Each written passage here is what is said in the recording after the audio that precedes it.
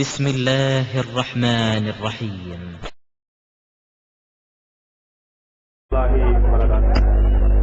எல்லாம் அல்ல அல்லாஹ்வின் நல்லடியார்களே, சிறப்புமிகு இந்த பொதுக்கூட்டத்திலே இஸ்லாமிய பெண்கள் அன்றும் இன்றும் என்ற தலைப்பை எனக்கு வழங்கியிருக்கிறார்கள். இன்றைய காலத்தில் கூடிய இஸ்லாமிய பெண்மணிகள் அவர்களுடைய ஈமானிய உணர்வு, இஸ்லாமிய உணர்வு எந்த அளவுக்கு இருக்கிறது? நபிகள் பெருமானார் ஸல்லல்லாஹு அலைஹி வஸல்லம் அவர்களுடைய காலத்திலே அவர்களால் உருவாக்கப்பட்ட அந்த நபி தோழியர்களுடைய உணர்வுகள் எவ்வாறு இருந்தது என்பதை ஒப்பிட்டு பார்த்து நல் விஷயங்களை அந்த நபித்தோழர்களுடைய வாழ்க்கையிலிருந்து நாம் பெற்றுக்கொள்ள வேண்டும் என்பதற்காக இந்த தலைப்பு வழங்கப்பட்டிருக்கிறது. முஹாஜிரீன்கள் மக்காவில் இருந்து மதீனாவிற்கு நாடு துறந்து சென்றவர்கள், அதை போன்று மதீனாவிலே வாழ்ந்த அந்த அன்சாரிகள், இவர்களில் ஆரம்பத்தில் இஸ்லாத்தை ஏற்பதில் முந்திக் கொண்டவர்கள், அந்த முந்திக் கொண்டவர்களிடத்திலே இருந்த நல்ல விஷயங்களை பின்பற்றியவர்கள், இவர்களை அல்லாஹ் தஆலா பொருந்திக் கொண்டான், அல்லாஹ்வும் அவர்களை பொருந்திக் கொண்டார்கள் என்று திருமறை குர்ஆன் அழகான முறையில் அவர்களுடைய சிறப்புகளை எடுத்து வைத்துக் கொள்கிறது.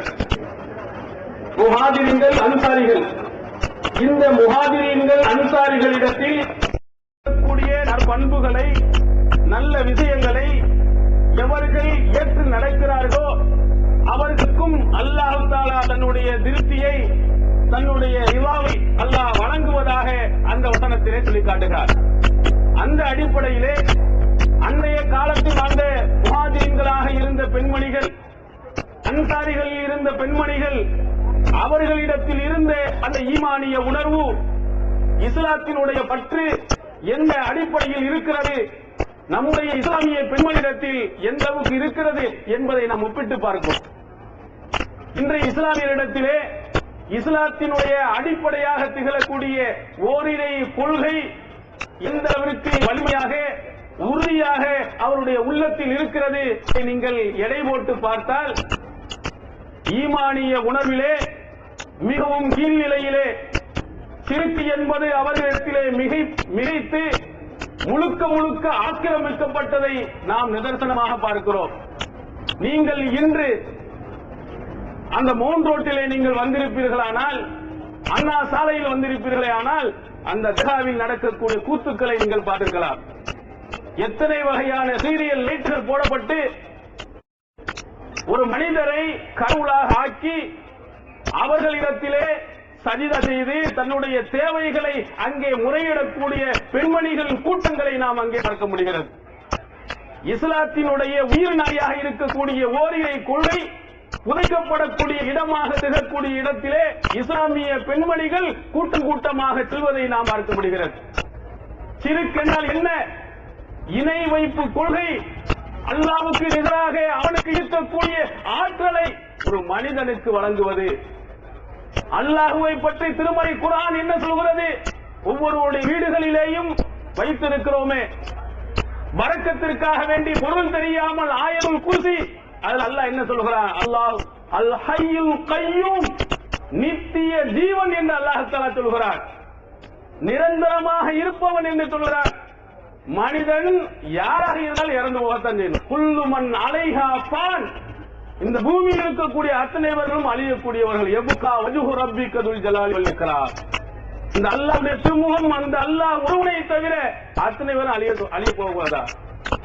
அப்போ சாதாரண ஒரு மனிதரை அடக்கம் செய்து இன்றும் உயிரோடு இருக்கிறார், இன்றும் கோரிக்கையை ஏற்றுக்கொண்டிருக்கிறார் என்று சிறுக்கிலே போய் வீழ்ந்து இஸ்லாமிய பெண்மணிகள் கிடப்பதை நாம் பார்க்கிறோம். இஸ்லாத்தினுடைய அடிப்படையிலேயே ஆட்டம் காணுவதை நாம் பார்க்கிறோம். சின்ன சட்டங்களிலே, சில மார்க்க விஷயங்களே அவர்கள் கீழ்நிலையில் இருந்திருப்பார்களானால் அதை கூட ஏற்றுக்கொள்ளலாம். ஆனால் இஸ்லாத்தினுடைய தாரக மந்திரமாக இருக்கக்கூடிய, அடிப்படையாக இருக்கக்கூடிய ஓரிரை கொள்கையிலேயே தடம் கொண்டு போவதை இஸ்லாமிய பெண்மணிகளில் நாம் பார்க்கிறோம்.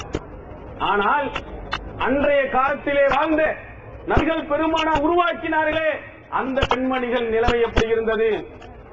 ஒரே கொள்கைக்காக உருவாக்கப்பட்ட அந்த காபத்துல்லா என்ற அந்த ஆலயத்திலே 360க்கும் மேற்பட்ட சிலைகள் வைக்கப்பட்டு அங்கே பூஜிக்கப்பட்டது.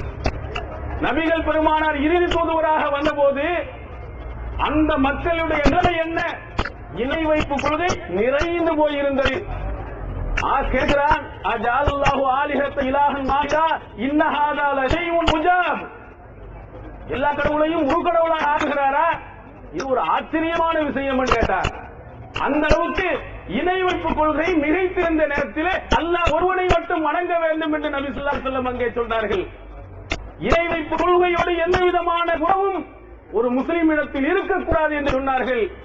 ஏகத்துவம் உயிர் நாடியாக இருக்க வேண்டும் என்று சொன்னார்கள். இணை வைப்பிலே ஒருவன் மரணித்து விட்டான் என்றால் அவனுக்கு சொர்க்கம் ஹராம் என்று சொன்னார்கள். திருமறை குர்ஆன் அமைச்சிருக்கு பில்லாஹி ஃபக்கத் ஹரமல்லாஹு அலைஹில் ஜன்னah. இணை வைத்த நிலையில் அல்லாஹ்வுக்கு சமமாக ஒரு மனிதனை கருதிய நிலையில் ஒருவன் இறந்து விட்டால் அவனுக்கு சொர்க்கம் ஹராம், நிரந்தரமான நரகம்.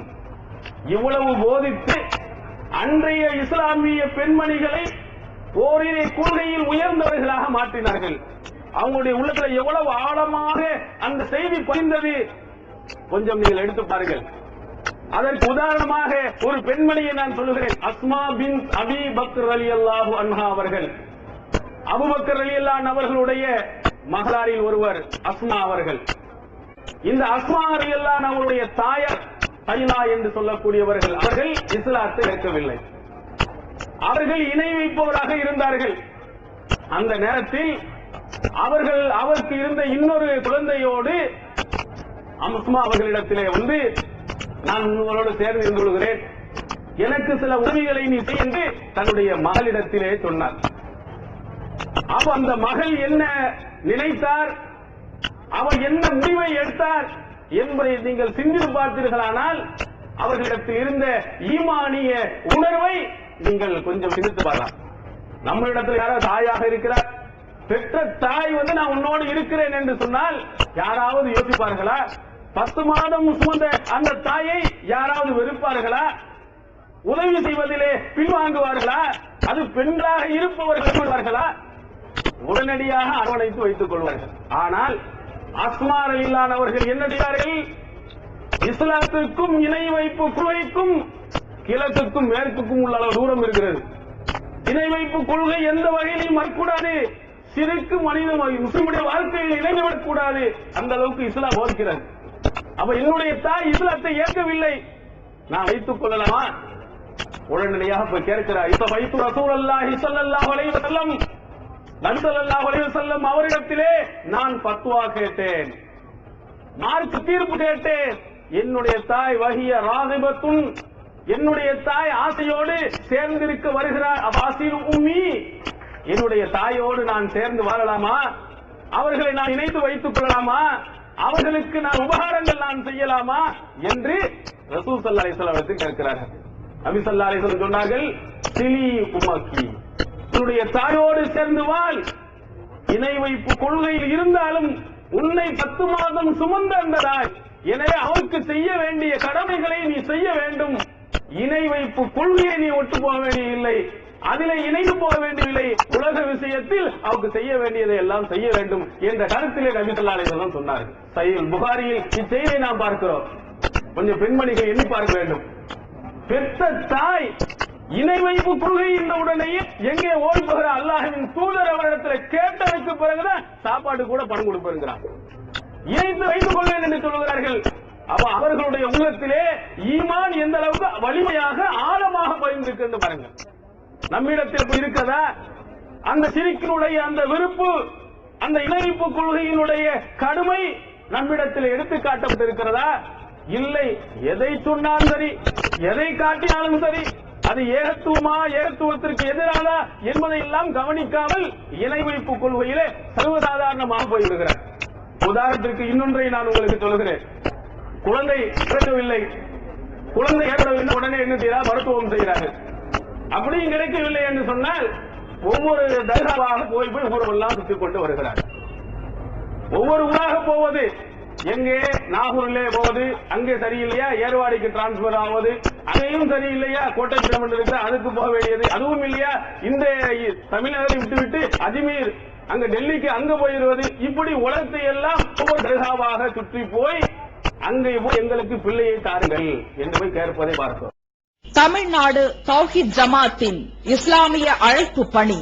தமிழ்நாடு தௌஹீத் ஜமாத்தின் ஏராளமான பணிகளில் மிக முக்கியமான பணி பிற மத மக்களுக்கு இஸ்லாத்தை எடுத்துச் சொல்வதாகும். இஸ்லாம் தீவிரவாதத்தை ஆதரிக்கிறதா, பெண்ணடிமைத்தனத்தை ஆதரிக்கிறதா, கலதார மனத்தை ஆதரிப்பது ஏன் என்பன போன்ற எண்ணற்ற சந்தேகங்களுக்கு விடையாக இஸ்லாம் ஓர் இனிய மார்க்கம் எனும் நேரடி கேள்வி பதில் நிகழ்ச்சிகள், இஸ்லாத்தையும் முஸ்லிம்களையும் பற்றிய தவறான எண்ணங்களை களையும் இந்நிகழ்ச்சி தமிழகமெங்கும் நூற்றுக்கணக்கில் நடத்தப்பட்டு வருகின்றன. இந்நிகழ்ச்சி பிற மாநிலங்களிலும் வெளிநாடுகளிலும் நடந்து வருகின்றன. இது போன்ற நிகழ்ச்சியின் மூலம் ஏராளமானோர் இஸ்லாத்தை தழுவி வருகின்றனர். இது மட்டுமல்லாது இஸ்லாத்தை அறிந்து கொள்ள விரும்பும் பிற மத மக்கள் ஒரு அஞ்சல் அட்டை அனுப்பினால் போதும், திருக்குரான் மொழிபெயர்ப்புகள், இஸ்லாமிய நூல்கள் மற்றும் பல ஆடியோ வீடியோ சிடிக்கள் என இலவசமாக அனுப்பி வைக்கப்படுகின்றன. மனிதனுக்கேற்ற மார்க்கம் இஸ்லாம் மட்டுமே என்பதை நிரூபித்திட பிற மத அறிஞர்களுடன் பல்வேறு விவாதங்கள். புதியதாக இஸ்லாத்தை ஏற்றுக்கொண்டவர்களுக்காக சேலத்தில் ஆண்களுக்கும் பெண்களுக்கும் என தனித்தனி பயிற்சி மையங்கள். இஸ்லாத்தை தழுவியதை அதிகாரப்பூர்வமாக்கும் அபிடவிட், கெசட்டில் பெயர் மாற்றம், கத்னா செய்தல் மற்றும் பயிற்சிக்கு தேவையான திருக்குரான் மொழிபெயர்ப்புகளுடன் கூடிய பாட நூல்கள், உணவு, உடை, தங்கும் இடம், மருத்துவம் என இன்னும் பல அத்தியாவசிய பொருட்களை இப்பயிற்சி மையத்தில் வழங்குவதுடன் பயிற்சி மையத்திற்கு வருவதற்கும் பயிற்சி முடிந்து செல்வதற்கும் போக்குவரத்து செலவுகள், இவை அனைத்தும் முற்றிலும் இலவசமாகவே வழங்கப்பட்டு வருகின்றன. எந்த வெளிநாட்டு அரசிடமிருந்தோ அல்லது எந்த வெளிநாட்டு நிறுவனங்களிடமிருந்தோ உதவிகளை பெறுவதில்லை என்பதை கொள்கையாக கொண்டுள்ளது தமிழ்நாடு தௌஹீத் ஜமாத். எனவே மறுமையில் மகத்தான கூலியை பெற்றுத்தரும் இந்த அரிய பணிக்கு உங்களது ஜகாத் மற்றும் நன்கொடைகளை வாரி வழங்குவீர். உங்களது நன்கொடைகளை டிடியாகவோ, செக்காகவோ, மணி ஆர்டராகவோ அனுப்பலாம். டிடி அனுப்புபவர்கள் தமிழ்நாடு தௌஹீத் ஜமாஅத் வங்கி கணக்கு எண் 7882748827 இந்தியன் வங்கி மண்ணடி கிளை என்ற பெயரில் எடுத்து அனுப்ப வேண்டிய முகவரி தமிழ்நாடு தௌஹீத் ஜமாஅத் மாநில தலைமையகம் 30 அரண்மனைக்காரன் தெரு, மண்ணடி, சென்னை 1. போன் 044225215226. அப்படி குழந்தை பிறகு பெற்றுவிட்டால் இஸ்லாமிய பெண்மணிகள் என்ன செய்கிறார்கள்? அந்த குழந்தைக்கு முடியை இறக்காமல், முடியை எடுத்து விடாமல், அதுக்கு ஒரு குறிப்பிட்ட நாள் வரையிலும் வச்சு அந்த முடியை இறக்குவதற்காக வேண்டி நாகூருக்கு போயிட்டு வருவதை பாருங்க. அப்படியே சில ஆட்கள் எடுத்து பாத்தீங்கன்னா அப்படியே தலை சீவாமல் அப்படியே அசிங்கமாக ஒரு சில குழந்தைகள் தடை பிடித்து போய் சில குழந்தைகள் தெருவில் நடமாடுவதை பார்க்கிறோம். இப்போ ஓரளவு நிறைய குறைந்து விட்டது. அப்படி யாருக்காக வேண்டியாம் அந்த சாவள மீது பாதிஷா அவர்கள் எனக்கு பிள்ளையை கொடுத்தார்கள், குழந்தையை கொடுத்த அவருக்கு குழந்தை கிடையாது. வரலாறு எடுத்து பார்த்தால் சாவள மீது பாதிஷா என்று சொல்கிறார் அவருக்கார், அவருக்கே குழந்தை இல்ல. ஆனா அவர்கிட்ட போய் எனக்கு குழந்தை இல்லை போய் கேட்கக்கூடியவர்களா இருக்கா? யஹபுல் இமை யசாவு இனாசா, அல்லாஹ் நாடியவருக்கு பெண் குழந்தையை கொடுக்கிறான், தானியவருக்கு ஆண் குழந்தையை கொடுக்கிறான், நாடியவருக்கு ரெண்டையும் சேர்த்து கொடுக்கிறான், சில நேரத்தில் எதையுமே கொடுக்காம வைக்கிறான் என்று அல்லாஹ் தன்னை பற்றி சொல்கிறான். குழந்தையை தருவனா, நாவை தந்தவண்ணான், கண்ணை தந்தவண்ணான், உதடுகளை தந்தவண்ணான் என்று அல்லாஹ் நானே எல்லாத்தையும் கொடுத்தேன்னு சொல்லுவான். ஆனால் குழந்தையை கொடுத்தவர்கள் யார்? அந்த சாவலமதி மாதம் இறந்து எத்தனை வருடங்கள் ஆகிவிட்ட அவர் தான் எனக்கு குழந்தையை கொடுத்தார் அப்படின்னு நினைத்துக் கொண்டு முட்டை அடிப்பதையும் அதற்கு நேர்ந்து விடுவதையும் ஆண்களை அறுப்பதையும் இன்று இஸ்லாமிய பெண்மணி இடத்துல பார்க்கிறோம். ஆண்களை விட பெண்கள் அதில் ரொம்ப மும்முரமாக இருப்பது இல்ல. ஆள் கூட கண்ணா வாங்கியாவது தன்னுடைய கணவனை கண்ணாக ஆக்கியாவது அங்கே ஆடுகள்லாம் அறுத்து கொடுத்து பார்க்கிறோம். குழந்தைகளை எப்படி நபி ஸல்லல்லாஹு அலைஹி வஸல்லம் உருவாக்க சொன்னார்களோ அதையெல்லாம் கவனிக்காமல் இந்த மாதிரி விஷயத்தில் நிறைய செய்வதை பார்க்கிறோம். ஆனால் நபி தோழியர்கள் தங்களுடைய குழந்தைகளை எப்படி உருவாக்கினார்கள்? இணை வைப்பு கொள்கையிலே உருவாக்கினார்களா? இந்த ஏகத்துவத்து கொள்கைக்கு மாற்றமாக தர்காக்களிலே கொண்டு போய் அங்கே விட்டார்களா? ஸைனப் பின்த் ஹுமைத் ரலியல்லாஹு அன்ஹா அவர்களுடைய வாழ்க்கையை எடுத்து பாருங்கள். சஹீஹுல் புகாரியில் நாம் பார்க்கிறோம். அவர்களுக்கு ஒரு குழந்தை பிறந்தது. கொஞ்சம் விவரம் தெரிந்த உடனேயே அந்த குழந்தையை தூக்கி கொண்டு ரசூல் ஸல்லல்லாஹு அலைஹி வஸல்லம் அவரிடத்தில் போகிறார்கள். நபி ஸல்லல்லாஹு அலைஹி வஸல்லம் அவரிடத்தில் போய், யா ரசூலல்லாஹ், பாய அல்லாஹ்வின் தூதர் அவர்களே, இந்த குழந்தையிடத்திலே உடன்படிக்கை செய்யுங்கள், பையத்து வாங்குங்கள். இந்த பையத்து நான் அலசம்மி வலத்தா, இறை தூதருக்கும் இந்த திருமறை குர்ஆனுக்கும் நான் கட்டுப்பட்டு நடப்பேன், ஏற்று நடப்பேன், இதையும் நான் செய்ய மாட்டேன், கொலை செய்ய மாட்டேன், திருட மாட்டேன் என்று நபி ஸல்லல்லாஹு அலைஹி வஸல்லம் சத்திய பிரமாணம் வாங்கினார்களே, அதே மாதிரி என்னுடைய குழந்தை, நான் பெற்ற இந்த குழந்தை ஓரிரை கொள்கையில் இருக்க வேண்டும், ஓரிரை கொள்கையில் உறுதியாக இருக்க வேண்டும், உங்களுடைய கட்டளைக்கு கட்டுப்பட்டு நடக்க வேண்டும். அல்லாஹ்வின் தூதர் அவர்களே, என்னுடைய குழந்தை இடத்தில் நீங்கள் பையத்து வாங்குங்கள். கொண்டு போய் அங்கே கொடுத்தார்கள். ரசூல் ஸல்லல்லாஹு அலைஹி வஸல்லம் அவருக்கு வஹுவ ஸகீர், ரொம்ப சின்ன பையனா இருக்கிறான், இவனுக்கு ஏதாவது விவரமே தெரியாது, அவனை கொண்டு வந்து இருக்கிறாய் என்று சொல்லி அவர்கள் அந்த குழந்தைக்காக வேண்டி வதஆ லஹு, அவருக்காக பிரார்த்தனை, அல்லாஹ் தஆலா இவரை நல்ல முறையில் அல்லாஹ் உருவாக்கட்டும், அருள்புரியட்டும் என்று பிரார்த்தனை செய்த அந்த செய்தியை புகாரில் பார்க்கிறோம். குழந்தை பிறந்ததற்கு பிறகு இந்த குழந்தையை கொண்டு போய் தர்காவுக்காக வீதிகளை இழுத்துக் கொண்டு போய் இணை வைப்பு கொள்கையை சிறு குழந்தையை ஆழமாக பதிக்கவில்லை. அல்லாஹ்வின் தூதருக்கு கட்டுப்பட வேண்டும், திருமறை குர்ஆனுடைய சட்டதிட்டங்களில் அடிப்படையில் நடக்க வேண்டும் என்பதற்காக அந்த குழந்தையினுடைய சிறு வயதிலேயே ஆழமாக பதிவைக்க வேண்டும் என்று அன்றைய காலத்தில் வாழ்ந்த பெண்மணிகள் விரும்பியிருக்கிறார்கள், நடைமுறைப்படுத்தியிருக்கிறார்கள். ஆனால் நம்முடைய குழந்தைகளை அப்படி கொண்டு போவதில்லை. என்ன செய்வது? தாயத்தை கட்டுவது, அவனுடைய தர்காக்களுக்கு கூட்டி போவது, அவனுடைய உள்ளத்தெல்லாம் ஓரிரைக்குரிய எல்லாம் நீக்கிவிட்டு ஒவ்வொரு தர்காக்களாக ஊர் முழுக்க சுத்த வைப்பது. நபி ஸல்லல்லாஹு அலைஹி வஸல்லம் தர்காவை உடைத்து சொன்னார்கள், உடைத்து எரியும்படி கட்டளையிட்டார்கள். நபித்தோர் எனக்கு கட்டளையிட்டு இருக்கிறார்கள், இஸ்லாத்துக்கு அந்த வாடை இருக்கக்கூடாது என்று சொன்னார்கள் என்ற அந்த செய்திகள் எல்லாம் அவருடைய உள்ளத்திலே போடாமல், அவருடைய உள்ளத்திலே உருவாக்காமல், அந்த குழந்தைகளுடைய பிஞ்சி மனதிலேயே ஊர் ஊரா தர்காவை சுத்த வேண்டும், கொடியேற்ற வேண்டும், ஆங்காங்கே கொடிகளை உருவாக்க வேண்டும், ஜெண்டாக்களை கொண்டு வர வேண்டும் என்று அங்கே இருக்கக்கூடியவர்கள் வரவில்லை. இன்றைய இஸ்லாமிய பெண்கள் அப்படிப்பட்டவர்களை, குழந்தைகளை உருவாக்குவதை பார்க்கிறோம். சிறுக்கு இங்கே பிறக்கும் போதே சிறுக்கோடே அந்த குழந்தைகளை கொண்டு வருவதை நான் பார்க்கப்படுகிறது.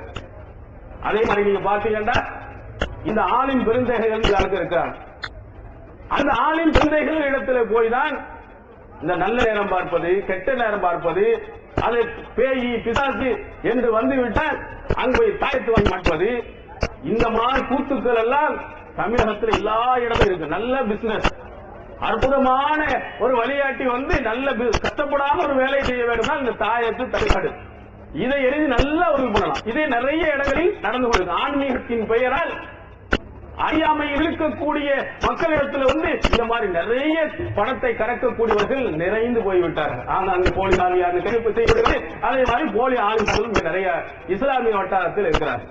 கொஞ்சம் சிந்தித்து பார்க்க வேண்டும். தீராத வயிற்று வலி, கஷ்டம் என்னவா, அந்த ஒரு தாயத்தை கட்டினா உடனே போய்விடும். கொஞ்சமாவது சிந்தித்து பார்த்திருக்கிறார்களா? திருமறை குர்ஆன் அப்படி சொல்லி இருக்கிறதா? ஃபஅத்தபிரு யா உலில் அப்சார், மனிதனை பார்த்து சொல்லுகிறது, பகுத்தறி உடையவனே, பகுத்து ஆய்வு செய்யக்கூடிய ஆற்றல் கொடுக்கப்பட்டவனே, சிந்தித்து பார். ஒவ்வொரு இடத்திலும் இஸ்லாம் சொல்லுகிறது. எந்த மதமும் இப்படியே சொன்னது இல்லை. இஸ்லாம் சொல்கிறது, அறிவு உனக்கு கொடுக்கப்பட்டிருக்கிறது, பகுத்து ஆய்வு செய்யக்கூடிய ஆற்றல் உனக்கு கொடுக்கப்பட்டிருக்கிறது, சிந்தித்து பார். திருமறை குர்ஆனை கூட எப்படி படிக்க சொல்லுகிறது? லம் யஹிரு அலைஹா சும்மாவும் யானா. இந்த நல்மனித இபாதுர் ரஹ்மான், அந்த ரஹ்மானுடைய அடியார்கள் இந்த திருமறை குர்ஆனை படிக்கும் போது செவிடர்களாக அதிலே போய் விட மாட்டார்கள். என்ன சொல்லி இருக்கிறார், என்ன கட்டளையிட்டு இருக்கிறார் ஆய்வு செய்து படிப்பார்கள். வெறும் சடங்கு சம்பிரதாயமா படிக்காதே, இவைகளை மன்ன சொல்லாக படிக்காதே. ரஹ்மானின் அடிமை அப்படி படிக்க மாட்டார், ஆய்வு கண்ணோட்டத்தோடு படிப்பான் என்று இஸ்லாம் பகுத்தறிவோடு இந்த மனிதனை பார்க்க சொல்லுகிறது. எல்லாரும் அறிவு கொடுத்திருக்க, அல்லாஹ் கொடுத்த சிந்திப்பு இருக்குதா, அதை கொண்டு போய் அடக வச்சிடாத. கேட்கிறோம், வைத்தவரை முடியாது, எதை இருந்தாலும் ஒரு சின்ன தாயத்தை முடியும் என்று சொன்னா இங்க ஜீவிச்சலாம் எதுக்குன்னு கேட்கிறோம். இங்க இருக்குதே எத்தனை நோயாளிகள் வருகிறார்கள், எத்தனை நோயாளிகள் அந்த மருத்துவமனையில் போய் படுத்து கிடக்கிறார்கள். எல்லாத்துக்கும் ஒரே ஒரு தாயத்தை முடிக்க வேண்டியதான, எல்லா மருத்துவமனையும் நிறுத்து மூடி விடலாம். ஒரு சின்ன ஒரு தாயத்தை கொடுத்து உனக்கு வைத்த விட இந்த தாயத்தை மாட்டிக்க, ஒரு சீரான குழந்தை இல்லையா இந்த ஒரு தாயத்தை போட்டுக்க, எதாக இருந்தாலும் சரிதான், ஒரு சின்ன ஒரு தாயத்தை தட்டிலே எழுதி அனைத்தையும் முடித்திருக்கலாம். முடிகிறதா? அப்படி செய்ய முடிகிறதா? செய்யட்டுமா இருக்கலாம். எந்த நோயாக இருந்தாலும் அதை குணப்படுத்தி காட்டுகிற எதுவாக வருமாகும்.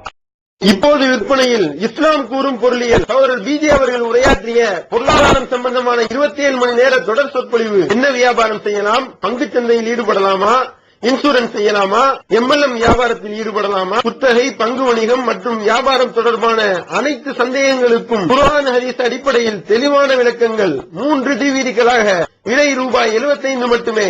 கிடைக்கும் இடம் TNTJ வீடியோ விஷன், நம்பர் 30, அரண்மனைக்காரன் தெரு, மண்ணடி, சென்னை 1. TNTJ வீடியோ விஷனின் புதிய வெளியீடு.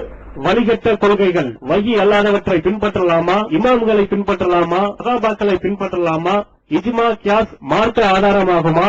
இது போன்ற முக்கிய தலைப்புகளில் பிரச்சாரர்களுக்கான 1 மாத பயிற்சி வகுப்பில் சகோதரர் பிஜே அவர்கள் நடத்திய வழிகட்ட கொள்கைகள் என்ற தலைப்பிலான உரையின் முழு தொகுப்பு 3 டிவிடி, விலை ரூபாய் 90 மட்டுமே. கூறிய செலவு தனி. கிடைக்கும் இடம் TNTJ வீடியோ விஷன், எண் 30, அரண்மனைக்காரன் தெரு, மண்ணடி, சென்னை 1. செல் 9500168989. வெளிவந்துவிட்டது இஸ்லாம் கூறும் குடும்பவியல் ரமலான் மாதம் தொடர் சொற்பொழிவு 5 டிவிடிகளாக விலை ரூபாய் 150 மட்டுமே. கூரியர் செலவு தனி. கிடைக்கும் இடம் TNTJ வீடியோ விஷன், நம்பர் 30, அரண்மனைக்காரன் தெரு, மண்ணடி, சென்னை 1. எத்தனை மருத்துவமனை அத்தனை இழுத்து மூடிட்டு இவரை மிகப்பெரிய சீஃப் டாக்டர் கொண்டு போய் வச்சிடலாம். இந்திய உலகத்திற்கு இவர் தான் தலைவர். இங்க இருக்கக்கூடிய எவ்வளவு பெரிய ஆலிம்ஸா இருக்கட்டும், அவருக்கு அந்த போஸ்ட் நம்ம வாங்கி கொடுக்கணும். எல்லா நோயும் அவர் குணப்படுத்துவார் என்று சொன்னால் அது கொடுப்பதற்கு நாம் சொல்ல வேண்டிய இப்படி செய்தாரே அரசாங்கம் எடுத்துக்கொண்டு வந்து வச்சிருவோம். வெளியில செய்ய முடியும். சர்வசாதாரணமாக நம்ம அறிவுக்கு வருகிறது. இந்த ஒரு தாயத்தை கட்டினாலும் ஒண்ணு நடக்காது. ஆனா என்ன பாருங்க, பெரிய பைவான் மாதிரி இருப்பான். பேய் பிசாசு கட்டி இந்த இடத்துல பெரிய ஒரு தாயை கட்டிட்டு வந்து நிற்பான். இவருடைய இருக்கக்கூடிய ஆற்றலை விட இந்த தாயத்தில் அடங்கி ஏதாவது இருக்கா? பெரிய ஆளா கூட அவனுக்கு ஒரு தாயத்தில் ஒன்று வருவதை நாம் பார்க்க முடிகிறது. பெரியலை செய்ய முடியும். சர்வசாதாரணமாக நம் அறிவுக்கு வருகிறது. இந்த ஒரு தாயத்தை கட்டினாலும் ஒண்ணு நடக்காது. ஆனா என்ன பாருங்க, பெரிய பைல்வான் மாதிரி இருப்பான். பேய் பிசாசு கட்டி இந்த இடத்துல பெரிய ஒரு தாயை கட்டிட்டு வந்திருப்பான். இவனுடைய இருக்கக்கூடிய ஆற்றலை விட இந்த தாயத்தில் அடங்கி ஏதாவது இருக்கிறதா? பெரிய ஆளா கூட அவனுக்கு ஒரு தாயத்தை கழுத்துல ஒன்று தூங்கிட்டு வருவதை நாம் பார்க்க முடிகிறது. அது என்ன இருக்கிறது? பெரும்பான்மையான சீட்ல பத்தி சொன்னா வெறும் நம்பர் 3, 4, 15, 8 கட்டங்கரமா போட்டு எழுதிட்டு இருப்போம். ஒரு சில இன்னும் கொஞ்சம் வேகமா சீசன் டைமா நீங்க போனீங்கன்னு சொன்னா பேப்பரை கொண்டு போய் வச்சிருக்கான், லாட்டரி சீட்டை கொண்டு வந்து வச்சிருக்கான், சினிமா டிக்கெட் எல்லாம் உள்ளதுக்கு வச்சு தருவான். நீங்க சீசன் டைத்துல போய் ஒரு 10, 20 சாயத்துல உடச்சு பாருங்கன்னு சொன்னீங்கன்னா பெரும்பாலும் பேப்பரையும் லாட்டரி சீட்டை சினிமா டிக்கெட்டையும் உள்ள வைத்திருக்கிறார்கள். நம்ம பார்த்திருக்கிறோம். அப்ப இவைகள்லாம் வைத்துக் கொண்ட நம்ம தொடர்ந்துதான் இது மாறிமா போயிருமான்னு திறந்து பாக்குறது இல்ல. திறந்து பாருங்க, அந்த மாதிரி நிறைய வச்சிருப்போம். இல்லைன்னா போய் நம்பரை வச்சிருப்போம். இந்த நம்பருக்குள்ள என்ன அப்படி இருக்கிறது? இதை நம்பிக்கொண்டு மூட நம்பிக்கைகளே இஸ்லாமிய பெண்மணிகள் போறாங்க. ஆண்களை விட பெண்கள் அங்கங்க தர்காக்களுக்கு போய் ஆண்சாட்ட போய் அது சரியில்லை இது சரியில்லை என்று தாயத்துகளையும் தட்டிமான் குடிப்பதை பார்க்கிறோம். ஆயிஷா நாயனுடைய வரலாறு நீங்கள் எடுத்து பார்த்தால் அவங்க ரசூல் திருமணம் முடிக்கும் போது 6 வயது, அவங்க உறவு கொண்டிருக்கும் 9 வயது, ரசூல் இறக்கும் போது 18 வயது தான். 18 வயது அப்பதான் கொஞ்சம் மெச்சூரிட்டி ஆகக்கூடிய ஒரு வயதிலே ரசூல் இறந்து போய்விடுகிறார்கள். அந்த காலத்துக்கு பிறகு மக்களிடத்தில் இப்ப சபர் மாதம், பீட மாதம், இந்த ஆடி மாதத்துல கூட மாற்று மாத சகோதரர் ஆடி மாதம் திருமணம் நடக்காது, வியாபாரம் ஒண்ணும் நடக்காது. அதை வச்சுக்கிட்ட நிறைய பேர் குழப்பாகிதான் இருப்போம். ஆடி தள்ளுபடி, ஏன்னா ஒரு கையிலும் வியாபாரம் இல்லையா? ஆடி தள்ளுபடி இருக்கிற எதெல்லாம் விற்காத பொருளா இருக்கு அத்தனை விற்பனை பாதி வரைய போடு, ஒரு தினம் பணத்தை கூட்டி விட்டு பாதிய போற அப்படிங்கிற எத்தனை விதமான தில்லுமுழுகள் நிறைய நடக்குது. ஏன் ஆடி தள்ளுபடி எல்லாம் வைத்தார்கள்? நீங்க பின்னணி எடுத்து பார்த்தா நல்ல காரியங்கள் ஆடி மாதத்தில் நடக்காது. இஸ்லாமிய நீங்க எடுத்து பாத்தீங்கன்னா சஃபர் மாதம், அது பீட பிடிச்ச மாதம். அந்த மாதத்துல எதுவுமே என்ன செய்யக்கூடாது, நம்ம செய்யக்கூடாது அப்படின்னு நல்ல காரியங்கள் எதிர்த்து எதுவுமே செய்ய மாட்டாங்க. ஆனால் ஆயிஷா நாயகி அவங்களுடைய வாழ்க்கையில ரசூலுல்லாஹ்வுடைய காலத்திற்கு பிறகு அவங்க அரபியர்கள் மூட நம்பிக்கை எந்த மாதம்? ஷவ்வால் மாதம். நம்மளால் முடிந்ததுக்கு பிறகு வரக்கூடிய ஷவ்வால் மாதம். அந்த மாதத்துல நல்ல காரியங்கள் செய்யக்கூடாது. இப்படி என்ன இது குர்ஆன் இருக்குதா? நபி ஸல்லல்லாஹு அலைஹி வஸல்லம் சொல்லிருக்காங்க முடிக்க கூடாது. அப்ப ஷவ்வால் மாதத்துல திருமணம் முடிக்க நல்ல காரியம் செய்யக்கூடாது என்று பேசும்போது ஆயிஷா நாயகி அவர்கள் அறிவுபூர்வமாக அந்த மக்களுக்கு ஒரு பெண்மணி தான், ஆண்கள் ஆண்களுக்கு சேர்த்து புத்தி வருமாறு சொன்னாங்க. தஸவ்வலனி ரசூலுல்லாஹி ஸல்லல்லாஹு அலைஹி வஸல்லம் ஃபீ ஷவ்வால் வ மனாபி ஷவ்வால். அல்லாஹ்வின் தூதர் அவர்கள் என்னை ஷவ்வால் மாதத்தில் தான் திருமணம் வைத்தார்கள், ஷவ்வால் மாதத்தில் தான் உறவு கொண்டார்கள். ஐயு நிதாய் ரசூலுல்லாஹி ஸல்லல்லாஹு அலைஹி வஸல்லம் அஹ்லா மின்னி இன்னஹு, அல்லாஹ்வின் தூதர் அவர்களிடத்திலே உள்ள மனைவிமார்களிலேயே அல்லாஹ்வின் தூதர் அவர்கள் என்னை விட வேறு யார் மீது அன்பு செலுத்தினார்கள். பீட பீடம் சொன்னா அல்லாஹ்வின் தூதர் அவர்கள் என் மேல கோபப்பட்டு இருக்க வேண்டுமே. நான் பீட மாதத்தை ஷவ்வால் தானே பீடம் சொன்னீங்க, ஷவ்வால் மாதம் முடிஞ்ச ரசூலுல்லாஹ் இருந்து விழுந்திருக்க வேண்டுமே. இந்த நாள் ரொம்ப அன்பு செலுத்தினாங்க. ஆயிஷா நாயகி வீட்டிலே ரசூல் ஸல்லல்லாஹு அலைஹி வஸல்லம் இருக்கிறாங்கன்னு தெரியுமா சஹாபாக்கள் அன்பளிப்பு கொடுப்பாங்க. ஏன்னா ரசூலுல்லாஹ் ரொம்ப விருப்பமான மனைவி ஆயிஷா, அங்கேதான் பொருள் அனுப்புவாங்க. புகாரி நாம் பார்க்கிறோம். இந்த ஷவ்வால் பீடையை பற்றி ஒரு சஹீஹ் முஸ்லிமில் இடம் பெறுகிறது. அதற்கு பிறகு ரசூலுல்லாஹ் இறக்கின்ற நேரத்தில் அவர்கள் ஸைனப் ரலியல்லாஹு வீட்டில தான் அவங்களுக்கு தலைவலி ஏற்பட்டு அவங்களுக்கு அந்த நோய் ஏற்படுகிறது. மயக்கப்பட்டு விழுவது, குடும்பம் எழுதுவது, அந்த நோயின் ஆரம்பம் தொடக்கம். ஆனா ரசூல் ஸல்லல்லாஹு அலைஹி வஸல்லம் என்ன செய்தார்கள்? நான் ஆயிஷாவுடைய வீட்டில் இருக்க வேண்டும் என்று ஆசைப்பட்டு மற்ற மனைவிகளுக்கு அனுமதி பெற்று ஆயிஷா ரலியல்லாஹு அன்ஹா அவருடைய வீட்டிலே நோய்வாய்ப்பட்ட அத்தனை நாள் தங்கினார். எல்லாத்தையும் அனுமதி கொடுத்தாங்க. அதுக்கடுத்து அவருடைய மடியில் சாய்ந்து தன்னுடைய உயிரை விட்டார்கள். அதான் ஆயிஷா நாயகி கேட்கிறாங்க, பீடமாதனுடைய உனக்கு புத்தி இருக்கிறதா? இந்த பீடமாதம் என்று சொல்லக்கூடிய அந்த மாதத்துல எனக்கு கல்யாணம் முடிந்தது, திருமணம் முடிந்தது. என்னை விட நபிகள் பெருமானார் அவர்கள் யார் மீது அன்பு செலுத்தினாங்க? கொஞ்சம் சிந்தித்து பார்க்க மாட்டீர்களா என்று அன்றைக்கு மொழிதான் சொன்னாங்க. அன்றைய காலத்தில் வந்த நபி ஸல்லல்லாஹு அலைஹி வஸல்லம் அவர்களால் உருவாக்கப்பட்ட அந்த பெண்மணி தான் சொன்னாங்க, அறிவை பற்றி சிந்தித்துப்பார் என்று சொன்னார்கள். ஆனால் இஸ்லாமிய பெண்கள் அதை பற்றி எதையும் சிந்திப்பார். எதை சொன்னால் ஏதாவது ஒரு கதையை சொல்லிவிட்டால் உடனே நம்பிதான். நீ எத்தனையூன இல்ல அவர்கள் பின்பற்றுவதெல்லாம் வெறும் யூகத்தை தான் என்று சிலர்களை எல்லாம் சொல்றானே, அந்த மாதிரி கதையை அவுத்து விட்டா ஒரு அவுளியா வந்தாரு, அந்த அவுளியாட்ட போனாங்க, தீராத வைத்த வழி முன்னாரு, உடனே தீர்வு வச்சுட்டாரு. எங்க ஊர்லோட சொல்லுவாங்க, தொண்டியில ஒரு அவுளியா அபூபக்கர் ஒரு ஆள் அவுளியா இருக்கிறார். அவரை பத்தி என்ன கதைன்னா, பெரிய மன்னருக்கு வைத்த வழியா, வைத்த வழி முடியாத வைத்த வழி பல இடத்தை பார்த்து தீரலையா. உடனே அவுளியாக்கிட்ட போவோம்.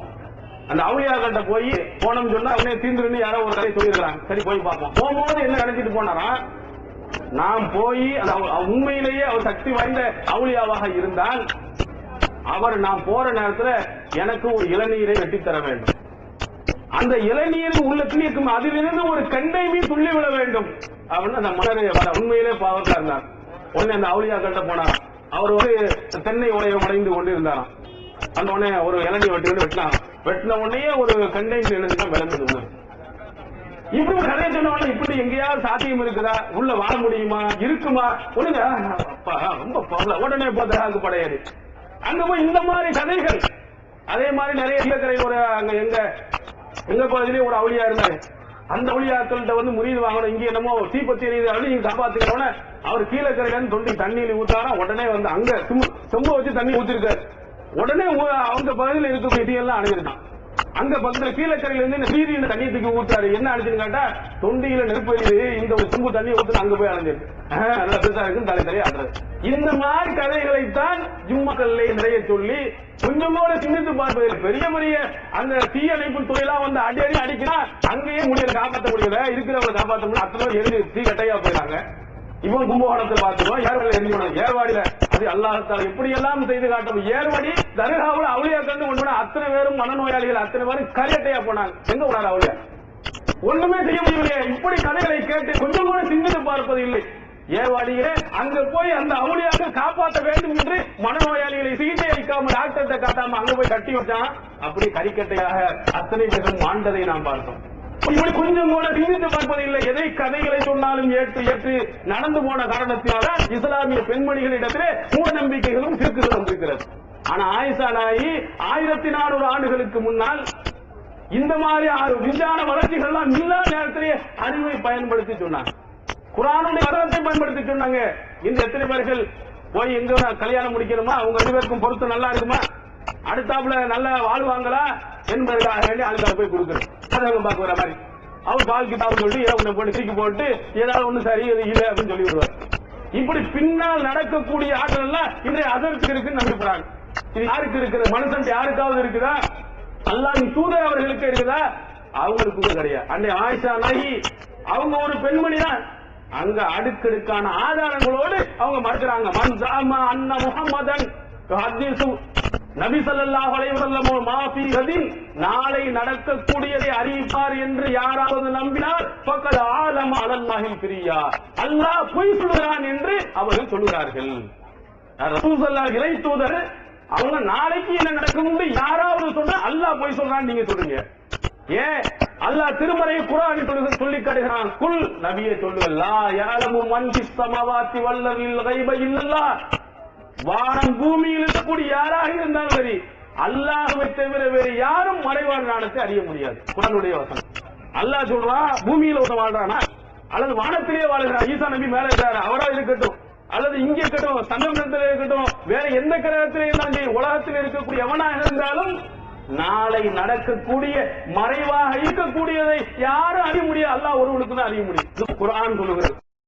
ஏகத்துவம் ஓரிரை கொள்கையை விளக்கும் ஒப்பற்ற மாத இதழ் PJ MI சுலைமான் ஷம்சுல்லுஹா இன்னும் பல சிறந்த அறிஞர்களின் கருத்து கருவூலங்கள் இன்னும் பல சிறந்த அம்சங்களுடன் வெளிவரும் ஏகத்துவம் இதழை படித்து உங்கள் மார்க்க அறிவை வளர்த்துக் கொள்ளுங்கள். ஆண்டு சந்தா உள்நாடு 100 ரூபாய், வெளிநாடு 400 ரூபாய், தனி இதழ் 9 ரூபாய். உங்கள் டிராப்ட்களை ஏகத்துவம் இலக்கம் 30 அரண்மனைக்காரன் தெரு மண்ணடி சென்னை 3 என்ற முகவரிக்கு அனுப்பி வையுங்கள். மகளிருக்கு வழிகாட்டும் மாத இதழ் தீன்குல பெண்மணி தமிழ்நாடு தவ்ஹீத் ஜமாத்தின் மேற்பார்வையில் முஸ்லிம் பெண்களுக்கான இல்லற கடமைகள், மருத்துவ பகுதி, சிறுவர் பகுதி, திருமண தகவல் பகுதி, ஹதீஸ் திறனாய்வு போட்டி மற்றும் பல சுவையான அம்சங்களுடன் வெளிவரும் முஸ்லிம் பெண்களுக்கான முழுமையான மாத இதழ் தீன்குல பெண்மணி. ஆண்டு சந்தா உள்நாடு 100 ரூபாய், வெளிநாடு 400 ரூபாய், தனி இதழ் 9 ரூபாய். உங்கள் MODDகளை எடுத்து அனுப்ப வேண்டிய முகவரி தீன்குல பெண்மணி, நம்பர் 30, அரண்மனைக்காரன் தெரு, மண்ணடி, சென்னை 1.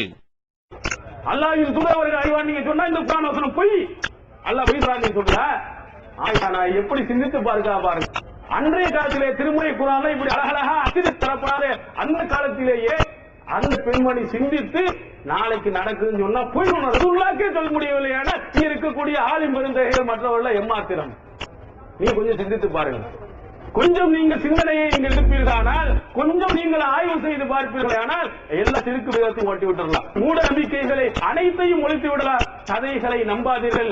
அன்றைய காலத்தில் வாழ்ந்த அந்த இஸ்லாமிய பெண்மணிகள் எப்படி சிந்தித்து பார்த்து தன்னுடைய அறிவை பயன்படுத்தி குர்ஆனோடும் ஹதீஸோடும் ஒப்பிட்டு பார்த்து நடந்தாங்களோ அந்த மாதிரி நீங்களும் நடங்க. அடுத்த இஸ்லாமிய பெண்மணியிடத்தில் எந்த தப்பு செஞ்சாலும் அதுக்கு ஒண்ணு சொல்லுவாங்க, மெஜாரிட்டி எல்லா மக்களும் அப்படிதான் செய்யறாங்க, இன்னும் தருவா கூடாது, பாங்க கூட்டம் கூட்டமா அங்கதான் நிறைய, உங்களை விட நிறைய கூட்டம் அங்க நிக்குது, அங்க போய் நிறைய பேர் இருக்கிறாங்களே, நிறைய மக்கள் அங்க இருக்கிறார்களே, அதான் தப்பா, அவங்க செய்யறதெல்லாம் தப்பா, இது ஒரு பெரிய வாதமாக இஸ்லாமிய பெண்மணிகள் எடுத்து வைக்கிறார். ஆனா குர்ஆன்ல எடுத்து பாத்தீங்கன்னா மெஜாரிட்டிய அந்த அளவுக்கு அடி அடின்னு அடிக்கிறான். வலாக்கின் அக்ஸர் இனில் லுக்கான் சபீரில்லா, நபியே நீர் மெஜாரிட்டி மக்களை பார்த்து பின்பற்றினால் அவங்களும் ஒன்னை சேர்த்து வழிகட்டி விடுவார்கள். நல்லா சொல்லுவாங்க. இதுக்கு மேல என்ன சொல்லணும்? மெஜாரிட்டி மக்கள் அதுல இருக்கிறாங்க அப்படின்னு நீ நினைத்து அவங்க பின்பற்றினா ஒன்னை சேர்த்து ரசூலுல்லாஹ் முதல்ல வந்தாங்க, எத்தனை பேர் இருந்தாங்க? அல்லாஹ்வின் தூதர் அவர்கள் ஒரு ஆள் தான் ஓரிரை கொள்கை சொன்னாங்க. பாக்குறாங்க இப்ப எவ்வளவு மெஜாரிட்டி கூட்ட ஓரிரை கொள்கை நிறைய கடவுள் இருக்கிறான்னு தான் சொல்றான். சரிங்களா? அப்படி போய்வாங்களா? ரசூலுல்லாஹ் அப்படி ஏற்றிருப்பார்களான ஓரிரை கொள்கை இருக்க முடியாது. அதான் அல்லாஹ் சொல்றான், பெரும்பான்மை மக்கள் பெரும்பான்மை என்பதை மட்டும் ஆதாரமாக வைத்து நீ போனீங்கன்னு சொன்னா நீ ஓரிரை கொள்கையில், ஒழுங்கான கொள்கையில், உண்மையான கொள்கை இருக்க முடியாது. ஒன்னை தொழில் எடுத்துருவான். இவ்வளவு பாலுடைய வசதிகள் நிறைந்து இருக்கிறது. இஸ்லாமிய பெண்மணி அதெல்லாம் தப்பா இருக்குமா? வெறுப்பில்லாமல் புகையுமா? இல்லாமல் வந்திருக்குமா? அப்படிங்க இதையெல்லாம் சொல்லிக்கொண்டு இணை வைப்பு கொள்கை தர்கா எல்லாருக்கும் போய்கிட்டு இருப்ப பார்க்கும். அன்றைய காலத்தில் நடந்த இன்னொரு ஒரு சம்பவத்தை ஒரு பெண்மணி தான், ஆண்களை பத்தி நிறைய பேசலாம், பெண்மணிகளா இருந்தவர்கள் எவ்வளவு இருந்திருக்கு. அந்த ஆயிஷா அவர்களை நாம் திருவெடுப்போம். சஹீஹ் முஸ்லிமில் இடம்பெறுகிறது. மெஜாரிட்டி மக்களுடைய ஒரு கருத்து ஆயிஷா நாயை அடிக்கிறார்கள், நொறுக்கி இருக்கிறார்கள். மெஜாரிட்டி மக்களுடைய கருத்து முன்னுரிமை அல்ல, திருமறை குர்ஆன் ஹதீஸுடைய கருத்தா முதலிடம். அதற்கு ஒரு சம்பவம் சஹீஹ் முஸ்லிமில் இடம்பெற்றிருக்கிறது. 2ஆம் பாகம் தமிழிலும் வந்திருக்கிறது. 2ஆம் பாகம் நீங்க ஜனதா சட்டத்திட்டங்களை போய் எடுத்து பாருங்க, அது இருக்கிறது. சாத் அபி வக்காஸ் ரலியல்லாஹு அவர்கள் ஆயிஷா நபியுடைய காலத்துல இறந்துறாங்க.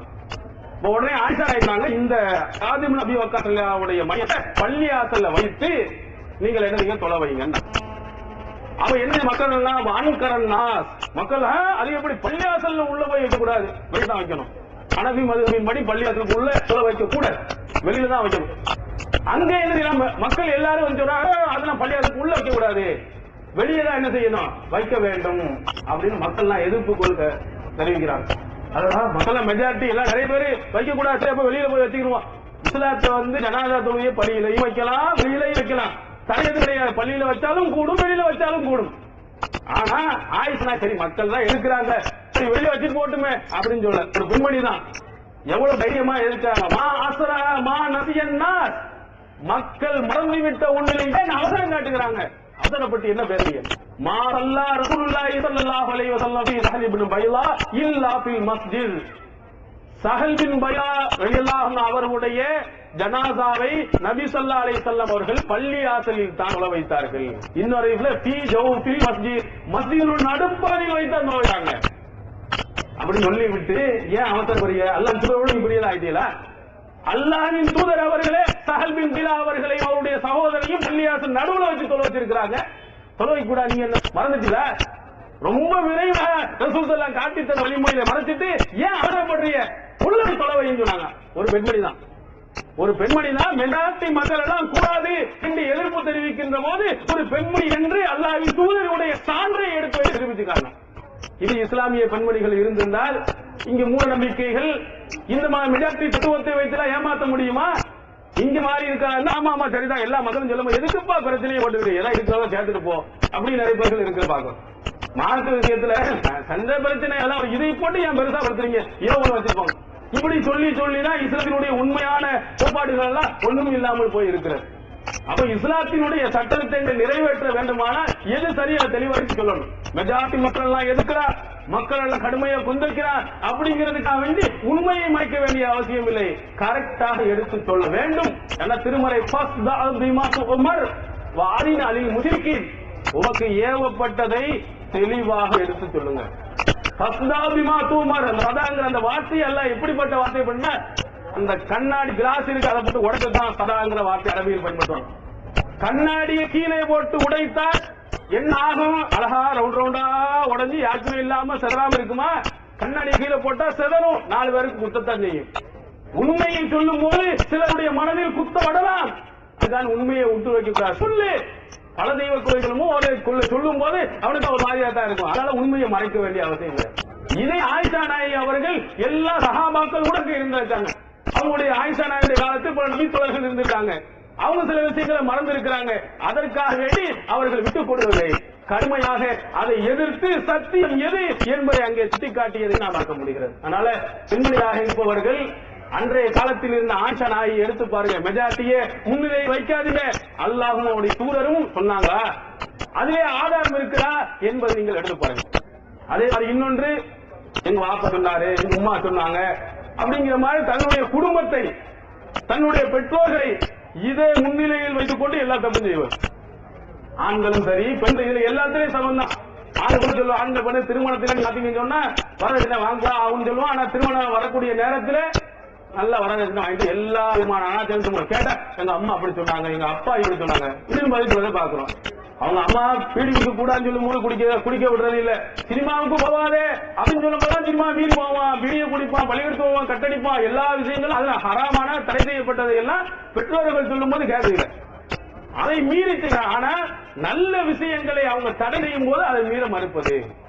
பெண்மணிகளாக இருப்பவர்களும் பெற்றோர்கள் சொல்றாங்களே, எங்க அம்மா இந்திய காலத்துல இருந்து அவங்களுடைய பரியத்தை இப்படி செய்யணும் அப்படி செய்யணும்னு சொல்றதையும் நான் பார்க்கிறோம். ஆனால் அன்றைய காலத்தில் இருந்த பெண்மணிகள் தன்னுடைய பெற்றோர்கள், தன்னுடைய தாய் இஸ்லாத்துக்கு மாற்றமான ஒரு கருத்தை சொன்னாலும் உடனடியாக மறுத்து அதை குர்ஆன் ஹதீஸின் அடிப்படையில் நடைமுறைப்படுத்தி பார்க்கிறோம். அதுக்கு ஒரு சம்பவத்தை சொல்லுவார் என்ற ஹதீஸ் கிரந்தத்தில் இடம்பெறுகிறது. அதுல ரசூல் ஸல்லல்லாஹு அலைஹி வஸல்லம் அவர்கள் முகீரத் இப்னு ஷுபா ரலியல்லாஹு அவங்க பார்த்து அவங்களுக்கு சொல்றாங்க, ரசூலுல்லாஹ் முகீரா அவர்கள், அல்லாஹ்வின் தூதர் அவர்கள், நான் கல்யாணம் முடிக்க போறேன். அவங்க சொன்னாங்க, நீ உன் பெண்ணை பார்த்துட்டியா? இல்ல பாக்கல. போய் பாத்துக்க. அன்சாரி பெண்களுடைய கண்ணுல சில குறை இருக்கு, பார்க்கும்போது ஒரு மாதிரியா தெரியும். கல்யாணம் முடிச்சவனா அது குறை இது குறைன்னு சொல்லக்கூடாது, ஒழுங்கா போய் பார்த்து திருமணம் முடியலாம். அப்ப உடனே என்ன செஞ்சாரு, சரின்னு வீட்டுக்கு பொண்ணு போனாரு, நீங்க பிள்ளைகளை காட்டுங்க, காட்டிட்டு தான் முடிப்பேன். அதெல்லாம் முடியாது, கல்யாணம் முடிச்ச கூட பாத்துக்க. கல்யாணம் முடிச்சவரை பார்க்காம முடியுமா? அது கல்யாணம் முடிச்சா பார்த்தா ஆகணும். அதுக்கு முன்னாடி ஏதாவது பாடா அல்சியா கருப்பா இருக்குது, வெளியா இருக்குது, குட்டையா இருக்குது, நெட்டை இருக்குது, அந்த பஞ்சாயத்துல வரக்கூடாதுங்கிறதுக்காக நீங்க காட்டுதான். இல்ல இல்ல அதெல்லாம் முடியாது, பெற்றோர்கள் ஏற்றுக்கிட்டே இருக்கிறான். அவர் முகாரலி எல்லாம் இல்ல அல்லாஹ்வின் தூதர் அவர் பாத்துக்கிட்டு சொன்னா பார்த்தா அவர் இப்படியே சண்டை நடக்குது. அந்த பெண்மணி உள்ள இருந்து நடந்த சண்டை கட்டிட்டே இருக்கிறான். அப்போ அந்த பெண்மணி சொன்ன அந்த வாசகம் இருக்கிறதே இஸ்லாமிய பெண்மணிகளுக்கு ஆண்களுக்கு ஒரு அர்த்தமான ஒரு வழிகாட்டு. அற்புதமான ஒரு பின்பற்றுவதற்குரிய வாசகம். அங்கேன்னு சொல்றாங்க, தன்னுடைய பெற்றோர்களோட சொல்லல, அந்த கணவராக வரப்போகிறாரே அந்த முகிலாரில் இல்லாதவரை பார்த்துட்டு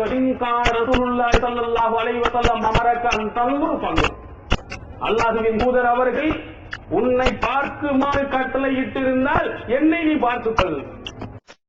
உணர்வு முஸ்லிம் சமுதாயத்தின் நம்பர் 1 தமிழ் வார இதழ். உறங்கிக் கிடந்த முஸ்லிம்களின் உணர்வுகளை தட்டி எழுப்புவதில் 13 ஆண்டு கால வரலாற்று சாதனை படைத்த ஒரே இதழ் உணர்வு.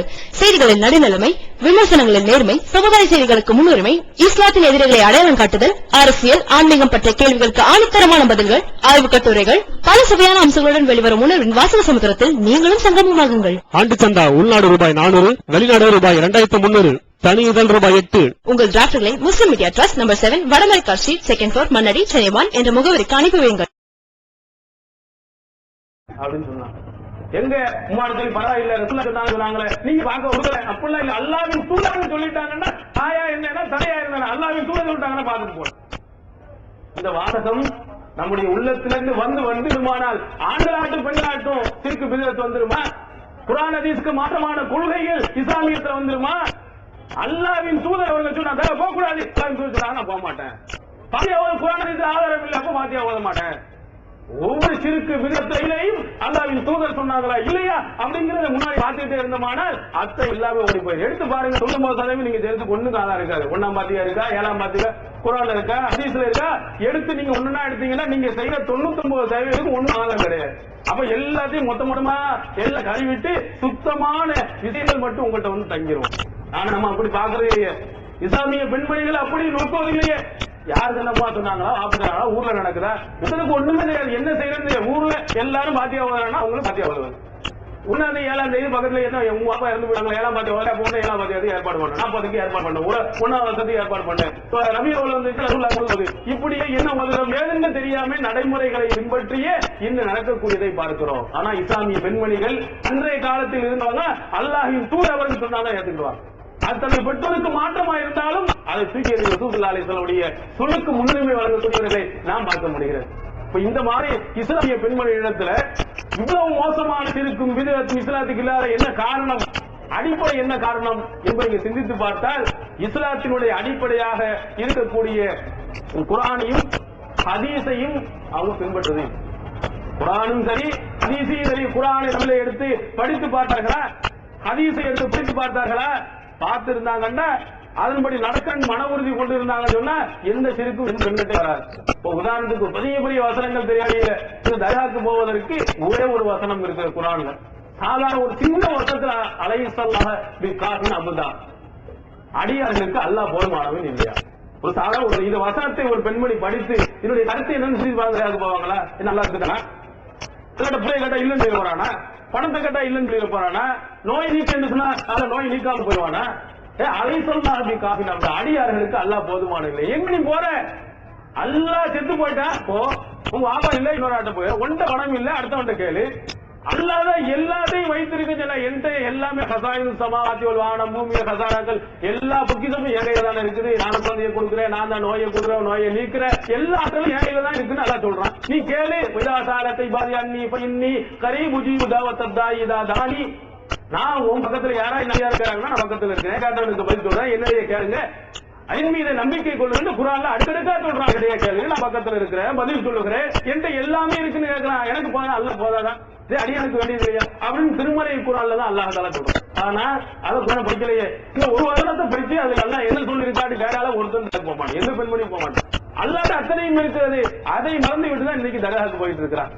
ஆனால் அன்றைய காலத்தில் இருந்த பெண்மணிகள் அவங்கள்ட்ட இருந்த இந்த திருமறை குர்ஆனுடைய உறவு எப்படி இருந்துன்னு பாருங்க. உம்மு ஐமன் ரலியல்லாஹு அன்ஹா இவரை பற்றிய குறிப்பு சஹீஹ் முஸ்லிமில் இடம்பெறுகிறது. ரசூல் ஸல்லல்லாஹு அலைஹி வஸல்லம் சொல்லுங்க, உம்மு ஐமனை பற்றி சொல்லி உம்மி பாத உம்மி, என் தாய்க்கு பிறகு தாயா இருந்தவங்க அவங்கதான். உம்மு ஐமன்னா ரசூல் ஸல்லல்லாஹு அலைஹி வஸல்லம் தாய் இறந்ததுக்கு பிறகு வளர்த்தவர்கள். அவங்கள ரொம்ப பாசத்தோடு ரசூலுல்லாஹ் பார்த்திருக்கிறாங்க. அவங்களுடைய வீடுகளுக்கு அவ்வப்போது வருகையில் இருந்து போயிருக்கிறாங்க. அவங்க ரசூலுல்லாஹ் இறந்ததுக்கு பிறகு அபூபக்கர் ரலியல்லாஹு அன்ஹுவும் உமர் ரலியல்லாஹு அன்ஹுவும் போறாங்க. அபூபக்கர் சொல்றார் உமரை பார்த்து, இன்தலிக்கு பினா இலா உம்மு ஐமன், நம்ம உம்மு ஐமன் ரலியல்லாஹு அன்ஹா வர போயிட்டு வருவோம். அபூபக்கர் ஜனாதிபதி கூப்பிட்டு எல்லாரும் வரணும். ஆனா இல்ல, ரசூல் ஸல்லல்லாஹு அலைஹி வஸல்லம் உம்மு ஐமனை இப்ப சந்திச்சுட்டு வந்திருக்காங்க, அவங்க காட்டி அந்த வழிமுறையை நம்ம பின்பற்றுவோம், அந்த மூதாதையை போய் பார்த்து வருவோம் அப்படின்னு சொல்லிட்டு உமரையும் கூட்டிக் கொண்டு அங்கே போறாங்க. போகும்போது ரசூல் ஸல்லல்லாஹு அலைஹி வஸல்லம் அவர்களை வளர்த்த அந்த ராயார் அங்க இருக்கிறாங்க. அபூபக்கரையும் உமரையும் பார்த்தவுடன் அழ ஆரம்பிக்கிறாங்க. உம்மருக்கு அழுகை வருகிறது. அப்ப அபூபக்கர் ரலியல்லாஹு சொல்றாங்க, எதுக்கு நீங்க அழுகுறீங்க? அல்லாஹ்வின் தூதர் அவர்கள் வராட்டால் நாங்க வந்திருக்கிறோம். அல்லாஹ்வின் தூதர் அவர்கள் போனது என்று கஷ்டமான இடத்துக்கா? அல்லாஹ் தஆலா நன்மைகளை எதுதான வைத்திருக்கிறான், அவங்க நல்ல நிலை தானே வச்சிருக்கிறான், எதுக்காக நீங்க அழுகுறீங்க? அப்படின்ன உடனே உம்மு ஐமன் சொன்னாங்க, ரசூல் ஸல்லல்லாஹு அலைஹி வஸல்லம் இறந்துட்டாங்கன்னு நான் கஷ்டப்பட்டு அழுவல, வலாக்கின் அபுகி இன்னல் வஹிய கத் இன்கதா மினஸ் ஸமா. நான் எதுக்கு அழுவறியுமா? அல்லாஹ்வுடைய அந்த தொடர்பாக இருந்த அந்த வகி நம்மை விட்டு துண்டிக்கப்பட்டு விட்டது. நம்முடைய தவறுகளை எல்லாம் திருத்துவதற்கு ஒரு வாய்ப்பா இருந்த அந்த திருமறை குர்ஆனுடைய வசனங்கள் இறங்குவது நிறுத்தப்பட்டு விட்டது. அதற்காகத்தான் நான் அழுகிறேன் என்று சொன்ன உடனே அபூபக்கரும் முன் சேர்ந்து அழுதார்கள். இந்த செய்தியை முஸ்லிம் பார்த்தோம். உங்களுடைய எண்ணத்தை எங்கே பாருங்க. ரசூல் ஸல்லல்லாஹு அலைஹி இறந்தது கூட அழுவையா? அல்லாஹ் நம்முடைய உயிர் மூச்சியாக தேடக்கூடிய திருமறை குர்ஆன் அது வரப்போச்சு. வந்து கொண்டே இருந்தால் எத்தனை நல்ல விஷயங்கள், எத்தனை நல்ல காரியங்கள், எத்தனை தவறுகளை திருத்துவதற்கு வாய்ப்புகள் இருக்கு. அப்படி சிந்தித்தார்கள் அந்த பெண்மணி. நம்ம அப்படி சிந்தித்திருக்கிறோமா? எந்த பெண்மணியா சிந்தித்திருக்கிறாரா? காலையில் திருமலை குர்ஆன் ஓடவில்லை என்பதற்காக கஷ்டப்பட்டிருக்கிறோமா? குர்ஆனில் என்ன சொல்லப்பட்டு படிக்கவில்லையே என்று ஆதங்கப்பட்டிருக்கிறோமா? காரணம் பார்த்த பற்றி தெரியாமல் குறியீடு போட்டு எல்லாத்துக்கும் புள்ளி. ரசூல் ஸல்லல்லாஹு அலைஹி வஸல்லம் காலத்துல எழுத்துகளுக்கு புள்ளியே கிடையாது. நூனும் அப்படிதான் இருக்கும், தேயும் அப்படித்தான் இருக்கும், பேயும் அப்படித்தான் இருக்கும், சேயும் அப்படித்தான், ஒரு வளையம் மட்டும் தான் இருக்காது. என்னன்னே தெரியாது நமக்கு அந்த காலத்துல உள்ளது. அந்த குறியீடு போட்டு தவறு பேசுன்னு சொல்றோமே அது கிடையாது. ஆனா நமக்கு ரொம்ப எளிமைப்படுத்தி அந்த எழுத்துக்களுடைய வளர்ச்சியை அழகா ஈஸியா படிப்பதற்கு எல்லா வழிகளும் செய்து வரப்பட்டது. ஆனா இஸ்லாமிய பெண்மணிகளிடத்துல குர்ஆன் படித்து பார்க்க தெரியாது. அவங்க ஓதுனாங்கன்னு அல்லாஹ் அக்பர் சகிக்காது. எங்க நீட்டமான சில பெண்கள் வருவாங்க, இங்க அங்க நீட்டுவாங்க, அங்க இங்க நிறுத்துவாங்க, நிறுத்த வேண்டிய இடத்துல நீட்டுவது, நீட்ட வேண்டிய இடத்துல நிறுத்துவது. அதே ஒரு புதுமையாக யார் ஓதுன்னு கண்டுபிடிச்சிடலாம். ஏன் திருமறை குர்ஆனோடு அவங்கள்ட்ட இருந்த தொடர்பு எங்கேயோ போயிடுச்சு. ஏன் குர்ஆனை உங்களுக்கு படிக்க முடியாதா? அல்லது படிப்பதற்குரிய ஆற்றலை எல்லாம் கொடுக்கலையா? ஆயத்தனாக எடுத்துக்கணும். அல்லாஹ் அக்பர், அல்லாஹ் அந்த அளவுக்கு அறிவு கொடுத்திருக்கான். சின்ன வயதாக இருந்தால் குர்ஆன்ல இருந்து எங்க வசனத்தையும் கொண்டு வந்து விட்டுவாங்க. சின்ன வயது அவங்க மீது அவதூறு சொல்லப்பட்டது. அப்ப அவதூறு சொல்லப்பட்ட போது ரசூல் ஸல்லல்லாஹு அலைஹி வஸல்லம் சொல்றாங்க, நீங்க தப்பு செஞ்ச ஆயிஷாவே, நீ தப்பு செய்தால் ஒத்துக்கொள், அல்லாஹ் தான் உங்களை மன்னிப்பான் அப்படின்னு சொன்ன உடனே ஆயிஷா ரொம்ப யார வருத்தம், வெந்த புண்ணிலே வேலை மாற்றுவார்கள் என்று சொல்வார்கள். அந்த மாதிரி ரசூலுல்லாஹ் இப்படி சொல்றாங்க, நான் தப்பு செஞ்சா மன்னிக்கிறாங்களே. என்ன சொல்ற சொன்னாங்க, நான் ஒத்துக்கொண்டால் நான் தப்புதான் செஞ்சேன்னு ஒத்துக்கிட்டா நீங்க சந்தோஷம் அடைவீங்க. ஆனா அல்லாஹ்க்கு நான் சுத்தமான தெரியும். ஆனா நான் மறுத்ததால நீங்க ஒத்துக்க மாட்டீங்க.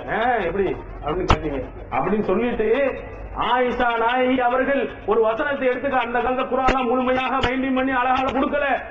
அப்புறம் யூசுப் சூரத்துல் யூசுப் 12வது அத்தியாயத்தில் இருக்கக்கூடிய வசனம் ஃபஸபுருன் ஜமீல் வல்லாஹுல் முஸ்தஆன் அலா மா தஸிஃபூன் என்ற ஒரு வசனத்தை இதுதான் உங்களுக்கும் எனக்கும் உள்ள உதாரணம் காரணம். சின்ன வயது குர்ஆனை அந்த இடத்துல அப்படிப்பட்ட கொடுக்கப்படல. அந்த குர்ஆனுடைய வசனங்கள்லாம் மனசுல வைத்து 12வது அத்தியாயத்தில் இருக்கக்கூடிய வசனம் எவ்வளவு பொருத்தமான வசனம். யூசுப் நபியை கொண்டு போய் போட்டாங்களா இல்லையா? கருத்துல தூக்கி போட்டுட்டு ஓனாய் கடிச்சு விட்டு பொய்யான ரத்தத்தை தடவி வந்து யாக்கூப் நபியை காட்டினாங்க. இல்ல இப்படி ஆச்சு அப்படி ஆச்சுன்னு சொன்னாங்க.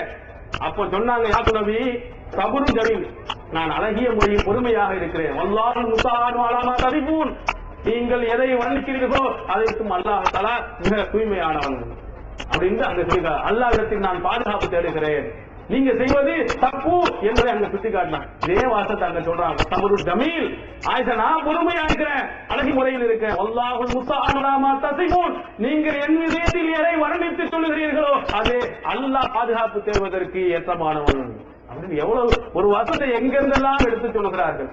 அவங்களை பத்தி ஆண்களே சொல்வார்கள், ரொம்ப பசியாக அற்புதமாக அரபி மொழியை பேசக்கூடியவர்கள் ஆயிஷா நாயகி. பெண்மணிக்கு அந்த ஆற்றல் இல்லை என்று சொல்ல முடியாது, அவ்வளவு ஆற்றலும் இருக்கிறது. ஆனால் அது இஸ்லாமிய பெண்கள் பயன்படுத்தும் கலை ஏற்பதிலேயும் நாடகங்கள் பார்ப்பதிலேயும் மற்ற விஷயங்களையும் வீணடித்த காரணத்தினால் குர்ஆன் ஹதீஸிலிருந்து அவர்கள் அப்பாற்பட்டு போய் கொண்டிருக்கிறார். இப்போ நீங்க வழங்கிக் கொள்ள நம்மள நல்லா ஏமாத்துறாங்க. தர்கா கட்டணும், தர்காவில் போய் கேட்கணும், எங்க இருக்கு, எந்த ஹதீஸ்ல இருக்கு தர்கா உடைக்கணும் தான் எடுத்து காட்டணும். தர்காவை உடைக்க வேண்டும் என்று காட்டலாம், தர்காவுக்கு மேல கட்டணம் கட்டக்கூடாதுன்னு காட்டலாம், தர்காவை பூசக்கூடாது என்று காட்டலாம். அதுக்கு ஹதீஸ் அடுக்கடுக்கா இருக்குது. இப்போ வந்துருச்சு தமிழ்ல சஹீஹ் முஸ்லிம் 2ஆம் பாகத்தில் எடுத்து பாருங்க.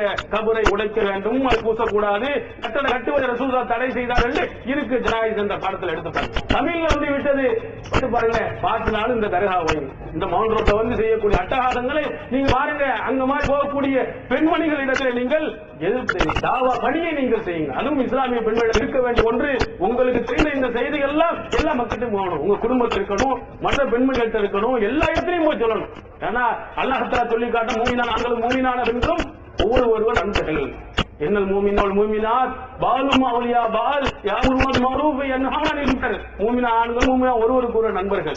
நல்லதை ஏவார்கள், தீயதை தடுப்பார்கள். தடுக்கணும். தர்காவுக்கு போறக்கூடிய உங்க சொந்த பந்தத்தில் இருந்தார்களே தடுக்கணும். உங்க குடும்பத்தில் இருந்தாலும் நீங்க தடுக்கணும். தடுக்க முடியாவிட்டால் இருந்தாலும் நீங்க சொல்லணும். இன்றைய காலத்து பெண்ணை ஒரு பெண்மணியுடைய வரலாறை சொல்லி நான் முடிக்கிறேன். உம்மு ஹக்கீம் பின் ஹிசாம் ரலியல்லாஹு அன்ஹு அவர்கள். உம்மு ஹக்கீம் இவங்க யாருன்னா மக்கா வெற்றியின் போது இஸ்லாத்தை தழுவினவங்க.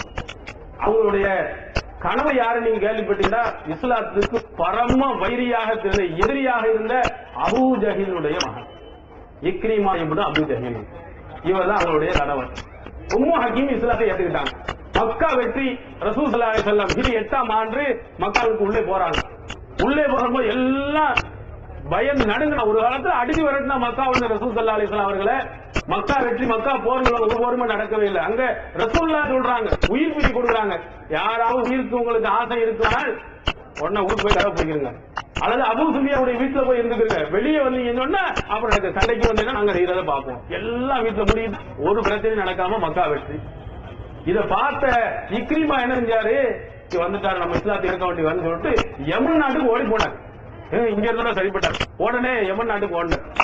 உடனே உம்மு ஹக்கீம் இஸ்லாத்தை புரிந்து ஏற்றுக்கொண்ட அவர்கள் யமன், யமன் நாட்டுக்கு மாப்பிள்ளைய கூப்பிட்டு வரணுங்கிறதுக்கு எதுக்கு கூப்பிட்டு பணத்தை கேட்க, சுத்த வாங்க இல்ல. அந்த கணவன்கிட்ட போய் வதாத்துஹு இலல் இஸ்லாம், இஸ்லாத்து பக்கம் வாருங்கள் என்று அழைக்கவும் செஞ்சாங்க. இஸ்லாத்தினுடைய சிறப்பை எடுத்து தன் கணவனுக்கு சொல்லி இஸ்லாத்தில் ஆக்கி இக்ரிமாவை, இஸ்லாத்தினுடைய மகப்பெரும் விரோதியாக இருந்த அபூ ஜஹிலுடைய மகனை இஸ்லாத்துக்கு கொண்டு வந்தாங்க ஒரு பெண்மணி தான். மத்தா என்ற கருத்தில் நீங்கள் பார்க்கலாம், பைஹக்கி என்ற நூலில் பார்க்கலாம், அப்துர் ரஸாக் என்ற நூலில் பார்க்கலாம். அது ஆதாரப்பூர்வமாக பதிவு செய்யப்பட்டிருக்கு. ஒரு பெண்மணி தன்னுடைய குடும்பத்திலே தன்னுடைய கணவன் இஸ்லாத்துக்கு போயக்கூடாது, போய் யமன் நாட்டுக்கு மக்காவிலிருந்து யமன் நாட்டு வரை போய் பூச்சி இருக்கு இஸ்லாத்தின் பக்கம் அங்கே கொண்டு வந்து சேர்த்ததை நாம் பார்க்கிறோம். இதை நம்ம கொண்டு வரணுமா இல்லையா? தன்னுடைய கணவன் தவறான வழிக்கு போனால் திருத்த வேண்டிய கடமை உங்களுக்கு இருக்கிறது. உங்கள் பெற்றோர் தவறு செய்தால் அதை திருத்த வேண்டிய கடமை இருக்கிறது. உங்களுடைய சகோதரிகள் செய்தாலும், உங்க பக்கத்தில் இருந்தவர் செய்தாலும் ஒவ்வொரு பெண்மணி மீதும் கடமை இருக்கிறது. அதை நீங்கள் செய்யுங்கள். குர்ஆன் ஹதீஸுடைய அடிப்படையில் விளங்கி அந்த ஹதீஸின் அடிப்படையை நீங்கள் நடைமுறைப்படுத்துவதோடு உங்கள் குடும்பத்தில் இருப்பவர்களையும் திருத்த வேண்டும், மற்றவர்களையும் நீங்கள் திருத்த வேண்டும். எல்லாம் அல்லாஹ் தஆலா நம் அனைவர்களுக்கும் நல்வழியை காட்டி ஜன்னத்துல் ஃபிர்தௌஸ் என்ற உயர்ந்த சுத்தத்தை தந்தருள்வானாக. வாஹர் தாவானா அல்ஹம்துலில்லாஹி ரப்பில் ஆலமீன். அஸ்ஸலாமு அலைக்கும். திருக்குர்ஆன் தமிழாக்கம் பி ஜைனுல் ஆபிதீன். அனைவருக்கும் புரியும் எளிய நடை, தேவைப்படும் வசனங்களுக்கு தெளிவான விளக்கங்கள், கலை சொற்களின் விளக்கங்கள், திருக்குர்ஆன் எவ்வாறு அருளப்பட்டது, எவ்வாறு தொகுக்கப்பட்டது என்பது குறித்து முழுமையான விளக்கம். நபிகள் நாயகம் ஸல்லல்லாஹு அலைஹி வஸல்லம் காலம் முதல் இன்று வரை குர்ஆன் பாதுகாக்கப்பட்ட வரலாறு, திருக்குர்ஆன் இறைவனின் வார்த்தைகள் என்பதற்கான அடுக்கடுக்கான ஆதாரங்கள், முந்தைய பதிப்புகளை விட மெருகூட்டப்பட்ட செய்திகள், கூடுதலான பக்கங்கள், அழகிய வடிவமைப்பு, உயர்தரமான பைண்டிங். விலை ரூபாய் 300 மட்டுமே. வெளியீடு மூன் பப்ளிகேஷன், நம்பர் 83/3, முதல் மாடி, மூர்தரு, மண்ணடி, சென்னை 1. போன் 65690810. Allah